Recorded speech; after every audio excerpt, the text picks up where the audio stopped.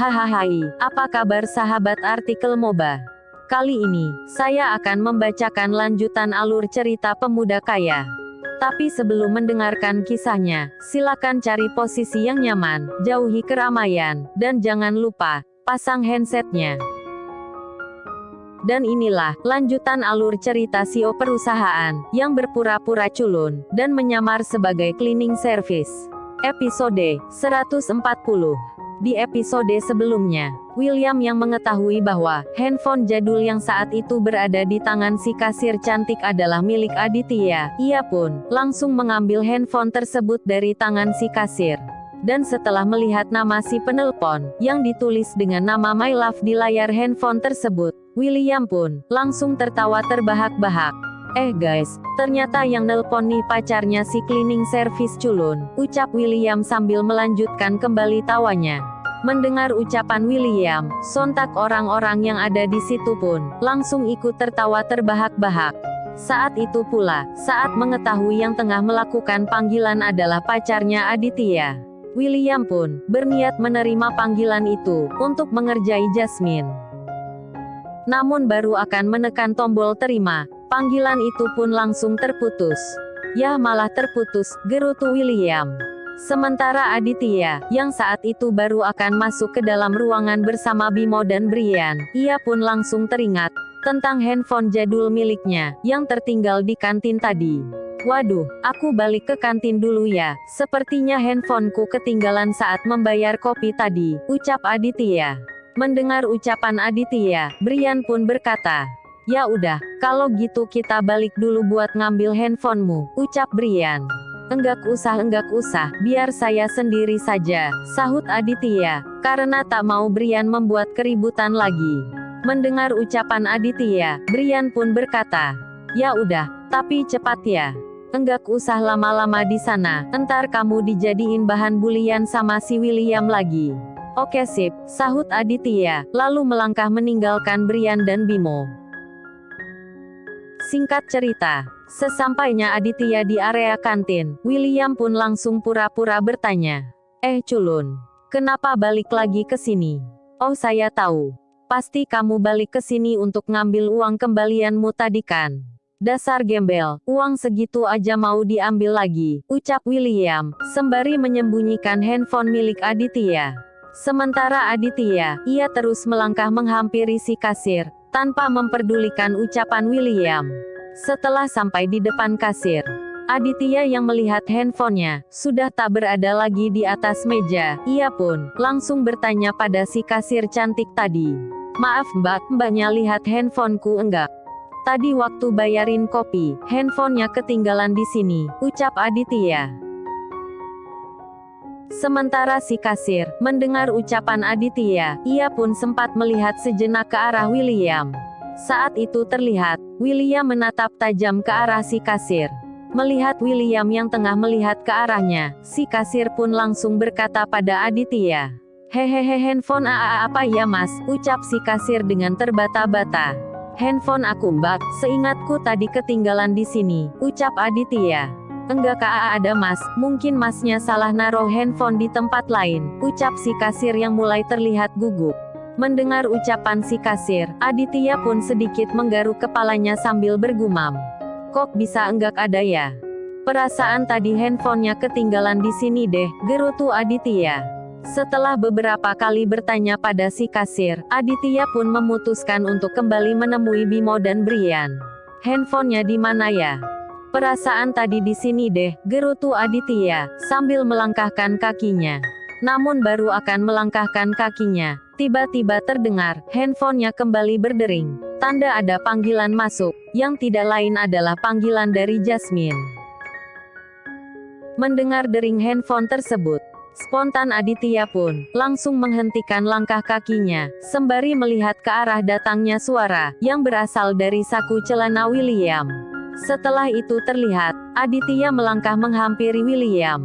William, yang berdering itu handphoneku kan, ucap Aditya, sambil menunjuk ke saku celana yang dikenakan William.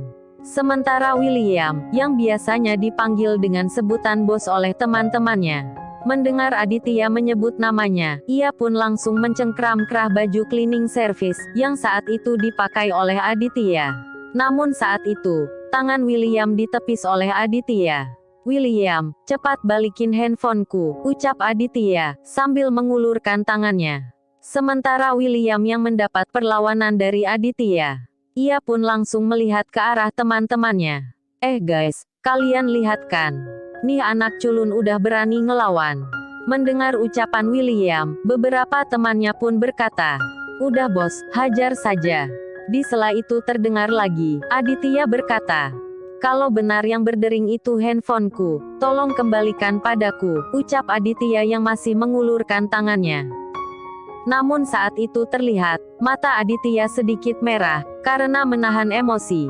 Mendengar ucapan Aditya, William pun langsung mengambil handphone tersebut dari saku celananya, lalu diberikannya pada Aditya.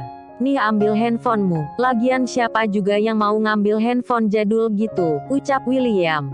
Mendengar ucapan itu, Aditya pun langsung mengambil handphone tersebut dari tangan William.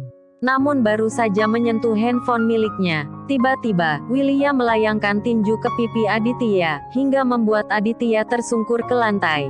"Nih handphonemu, lain kali panggil aku bos," ucap William, sambil melemparkan handphone tersebut ke arah Aditya. Sementara, terlihat saat itu, ia mengusap darah yang keluar dari sudut bibirnya, karena pukulan dari William tadi. Namun saat itu terlihat, Aditya juga tersenyum kecil, sambil melihat ke arah William, yang tengah melangkah membelakanginya. Setelah membersihkan luka di bibirnya, Aditya pun berdiri, dan bergegas meninggalkan tempat tersebut. Di sela itu terlihat, Aditya memeriksa handphonenya, untuk memastikan asal dari panggilan masuk tadi. Setelah mengetahui asal panggilan tadi, Aditya pun mencari tempat sepi, untuk menghubungi si penelpon, yang tidak lain adalah Jasmine. Setelah mendapat tempat sepi, Aditya pun langsung bergegas menghubungi Jasmine. "Halo Yang," ucap Aditya setelah panggilan tersambung. "Iya halo juga Yang. Kamu dari mana sih? Berapa kali aku hubungi malah enggak diangkat," sahut Jasmine dengan nada bete. "Oh anu Yang, tadi lagi ada kerjaan," ucap Aditya memberi alasan. "Oh gitu, saking sibuknya sampai enggak bisa luangkan sedikit waktu buatku," ucap Jasmine. Mendengar ucapan Jasmine, Aditya pun tersenyum lalu berkata, "Iya maaf ya Yang," ucap Aditya, lalu kembali berkata, "Oh ya Yang, kamu udah di rumah ya," ucap Aditya, mencoba mengubah topik pembicaraan. Mendengar ucapan Aditya, Jasmine pun berkata, "Iya aku udah nyampe rumah nih. Kalau kamu, kapan pulangnya?" ucap Jasmine yang masih terlihat bete. Besok siang aku pulang ya," sahut Aditya. "Ya udah, aku tunggu ya," ucap Jasmine lalu memutuskan panggilan tersebut. Melihat tingkah Jasmine yang tiba-tiba memutuskan panggilan, Aditya pun tersenyum sambil menggelengkan kepala. Setelah itu terlihat, Aditya segera bergegas menemui Brian dan Bimo. Dan alangkah kagetnya Brian dan Bimo, saat melihat bibir Aditya yang terlihat memar. "Dit, siapa yang melakukan ini?" "Pasti William kan," ucap Brian yang terlihat marah. Bukan dia," sahut Aditya, lalu kembali melanjutkan perkataannya. "Tadi enggak sengaja aku terpeleset." "Udah Dit, enggak usah bohong, ini bekas pukulan, bukan memar karena jatuh. Ini pasti ulah William kan," ucap Brian, sembari berdiri dari tempat duduknya. Sepertinya saat itu, Brian ingin pergi menemui William, namun dicegat oleh Aditya. "Brian udah, orang seperti itu enggak usah diladenin," ucap Aditya. Mendengar ucapan Aditya, Brian pun berkata, "Kalau tidak dibalas, dia akan terus menginjak-injak kamu," ucap Brian sembari mengepalkan tangannya. Sementara Aditya mendengar ucapan Brian, ia pun berkata, "Nanti ada waktunya saya akan membalas perbuatannya," ucap Aditya. Singkat cerita, hari pun telah berganti. Terlihat saat itu, beberapa mahasiswa yang tengah bersiap-siap untuk pulang berakhir pekan di rumahnya masing-masing. Gitu pula dengan Bimo dan Brian. Setelah mengemasi pakaian yang akan mereka bawa, Bimo dan Brian pun bergegas keluar dari kamar asrama, lalu pergi untuk menemui Aditya.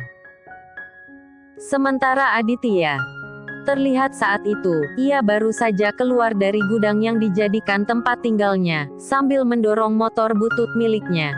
Baru saja ingin mengunci pintu gudang tersebut, tiba-tiba terdengar Brian memanggilnya. "Hei Dit, apa benar kamu enggak mau akhir pekan bareng kita?" ucap Brian.